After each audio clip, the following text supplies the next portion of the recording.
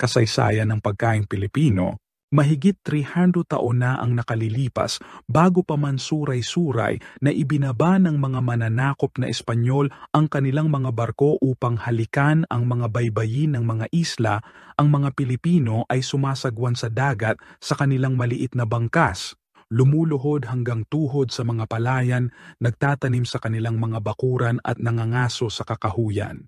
Anuman ang kanilang natipon at nahuli ay iniihaw, pinakuluan o inihaw sa bukas na apoy. Ang mga kagubatan ay sagana at ang nakapalibot na tubig ay puno ng buhay. Ang ideya ng mga Pilipino sa pagkain ay kasama ang lahat ng maiaalok ng kalikasan.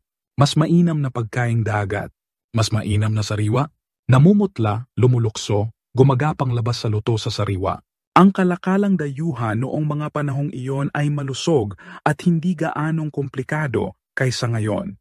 Ang mga Malaysian, Indonesian, Arabian, Indian, On-Chinese ay nagdala ng lahat ng uri ng pampalasa at mga halamang pagkain sa mga isla. Ang ilan sa kanila ay nanatili at nagpalaki ng mga pamilya dito at nagpasa ng mga paraan ng pagluluto na ginagamit ng mga katutubo upang mapabuti ang kanilang sariling mga pamamaraan. Ang lutuing Pilipino ay katulad ng mismong Pilipino.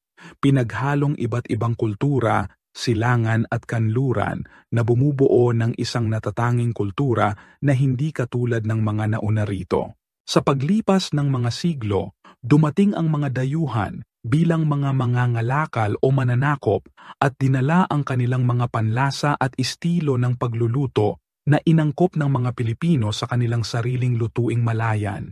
Pinoy Edition, C. 2025, all rights reserved.